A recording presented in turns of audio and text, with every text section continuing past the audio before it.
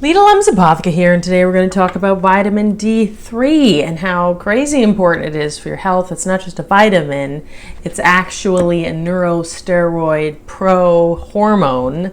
It's crazy important. I was a little deficient in it with 2 different tests with my doctor somehow. I don't know how. I live in Los Angeles. I mean, I'm not sunbathing, but I get a lot of sun. Anyways, I've been taking this supplement. I went through a few different other supplements, and this one, which comes from lamb's wool, they're not harmed or anything. I could actually feel it. It's extremely potent. It comes in a fatty, it's fat-soluble vitamin or pro-hormone. So let's talk about how crazy important it is for all sorts of diseases and just 2,000 different genetic expressions in your body. Let's discuss.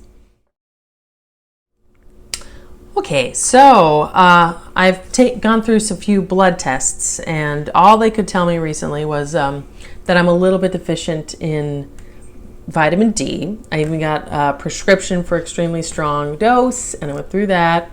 Everything seems fine, and I had another blood test, and I was still a little deficient. Not as deficient, but I thought that was crazy since I've been doing the sun. I don't know why. I'm not sunbathing. I did go through a little period where I wasn't wearing sunscreen. I didn't like that feeling for very long, and I didn't know. No, thank you. I don't want the aging effects of the sun on your skin. I mean, driving around Los Angeles, I figured I'd get enough. I'm not wearing my sun gloves as often. You're supposed to be able to just get enough from 15 minutes a day. You don't want a sunburn. That's when the UVA rays, which are actually the ones that that cause sun damage. Skin cancer from the sun is UVA. UVB actually is what creates and sort of photosynthesizes on your skin and creates vitamin D3. And that's how a lot of vitamin D3, you don't want the D2, you want D3, which is actually what your body produces just on your skin. So like the best way to get it is like being out in the sun 15 minutes a day, walking around in the sun, which I don't know. I feel like I do that, but anyways, I got a supplement. The best way to get it is from the sun and like exercising outside. You don't want to rinse off. You don't want to go and wash your body off with soap right after. You want to wait 30 minutes because it's actually on your skin and you want it to be absorbed in. That's how your skin makes certain cholesterol, certain parts of the vitamin D, and then they send it to your liver.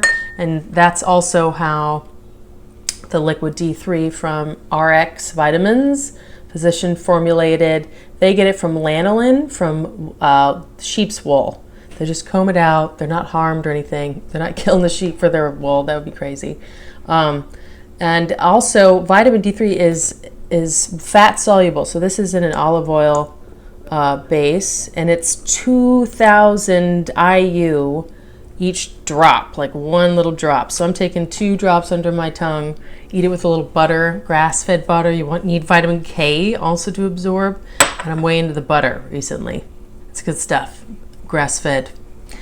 So you take it with a little bit of fats. This is already in fat, so that's probably why that is the case. Taking 2 drops in the morning and night, and we'll see how my blood tests go. So that's very interesting. So just watch this long 7-part video series with Dr. McCullough, who's way into vitamin D. He's also got a supplement that you can spray under your tongue. But of course, the best way to get vitamin D is through the sun.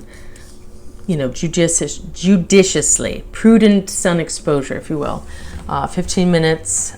I've heard that if you expose your belly, like in the evening or morning, not in the most intense, I guess, apparently the skin on your belly absorbs vitamin D the best. So prudent sun exposure, but I'm going to take this supplement and then hopefully we'll be good by then. So actually vitamin D3 has a half-life of 2 months. So you could theoretically take a bunch and it would, stay in your fat cells because it's fat soluble for a while and you have enough stored if you, took it weekly or monthly, but I'm doing it daily. Another thing, if you're overweight, that I guess can be, if you have more fat cells, you're actually need more vitamin D because it's absorbed in your fat cells, so it's stored and not being as released into your bloodstream. Actually, Dr. McCullough says, what's he say here? You need 3,000 IU per every 100 pounds. That's if you don't have like certain diseases like cancer. That's a whole other thing. He talks about how it's really for a lot of diseases, other diseases besides cancer, but definitely cancer, how it helps. We'll get to the cancer in a bit. If you do have a disease, you want to do up it to 5,000 IU, international units per 100 pounds. So that's a good measurement. But you want to take tests to see how you're doing with your vitamin D. And it's been linked to autism, mothers in utero not having enough vitamin D to give to their babies in utero. That can lead to autism. And there's definitely a rise of autism linked to how long we've been using sunscreen. I don't know. And a big rise in also all general cancers. Because actually, Dr. McCullough talks about melanoma being pretty low on the death. Death from melanoma is pretty low compared to all sorts of other cancers. That's interesting. Very interesting. So let's talk about cancer. Dr. McCullough says that vitamin B may be one of the most important chemotherapy components because it reduces, actually vitamin D does reduce the risk of melanoma, but also increases cellular differentiation. It helps with apoptosis, that's a cell death of cancer cells, as we've learned, inhibits cancer cell proliferation, inhibits cancer ability to be invasive into other tissues in your body. It decreases the ability for cancer cells to get blood flow. Angiogenesis, that's what that's called. Decreases inflammation generally, and inflammation is linked to cancer. So it inhibits the growth of cancer. So that's a great pro benefit. All right, low vitamin D. Okay, so I told you that when I started taking this, I could feel a difference in my energy, which was really neat. So that's been great. When I first took it, I could feel its effect that was different from any of my other vitamin D experiences with the supplements. So that's very neat. So it's low vitamin D is associated with heart disease, diabetes, which are also big killers besides cancer, aggressive prostate cancer, dementia, Alzheimer's. It's a pro-neurosteroid. It's important for a lot of moods, depression. Get out in the sunshine. Have a little jog around the block. It'll be good for your vitamin D and also for your mood. Teenagers should know about their vitamin D levels. Optimal levels are between, so I've heard 30 and 80 nanograms per UI.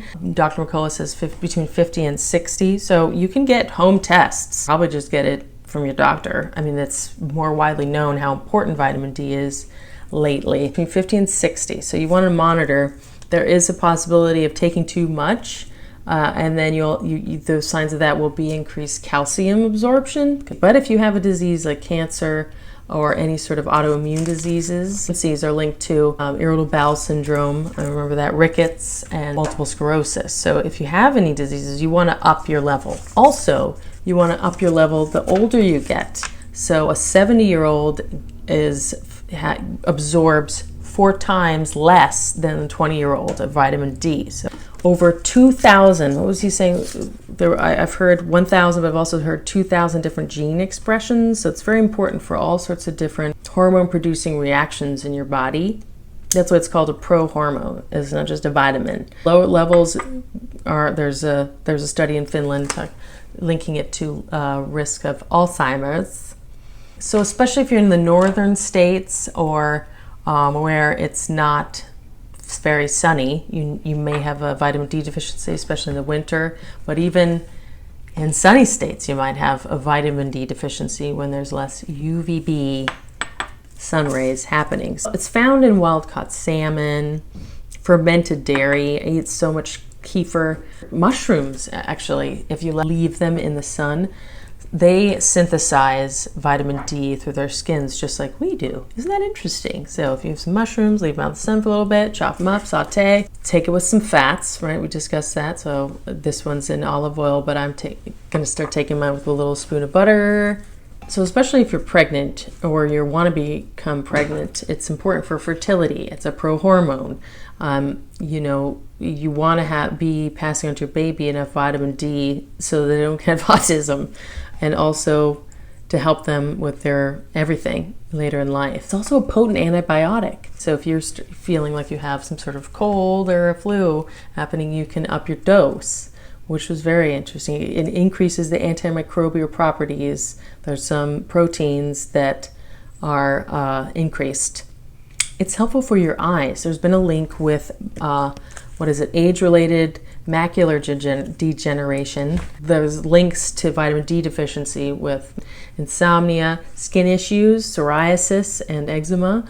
It's helpful for that, enhances athletic performance. There's a lot of benefits. One thing that Dr. McCullough said that was funny to me was if your shadow is longer, it's less likely you're absorbing vitamin D. If it's shorter, if it's shorter than you, which means it's more overhead.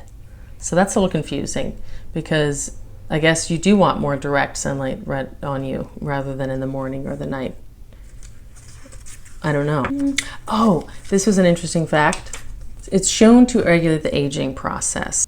Telomeres are these little caps on the ends of your DNA, your chromosomes, that protect your DNA from damage, and they get shorter and shorter. They're like little caps on shoelaces, and they get frayed as we age, and then we have DNA damage. Vitamin D actually plays a role in protecting these telomeres. There was a study with twins. One had less vitamin D and had more DNA damage. It's correlated to 5 years of biological aging. So I'm gonna take this just for anti-aging. A study, 30% of light-skinned people were deficient in their vitamin D. So melanin actually inhibits the absorption of vitamin D. If you have really dark skin, you might be deficient in vitamin D. You want to get it checked. But even that 30% of light-skinned people were deficient. I mean, we live in offices anymore, don't we? I mean, I'm at my computer a lot. I even have a sunlight right over my office. So I don't know there's so many factors that are inhibiting vitamin D. I'm going to supplement in addition to getting my little belly sun moments. I mean, it's summer soon, swimsuit season. So on the upper level, especially, the recommendation is 4,000 international units a day. So, but if you have any of these diseases and you're looking for health information, up your vitamin D level. I mean, that's really, it's Dr. McCullough thinks it's more important than vitamin C. So get out in the sun, be prudent about it. Take a little jog or just sunbathe your skimpy outfit because you need skin exposure. Clothing inhibits the UV, and take a supplement, especially get tested and see your levels and supplement if need be. We probably do because the vast majority of people are deficient in this modern day. So if you like that information, please give it a thumbs up and you can share. Let's comment. Anybody else have vitamin D deficiencies? What's worked for you? Let's discuss.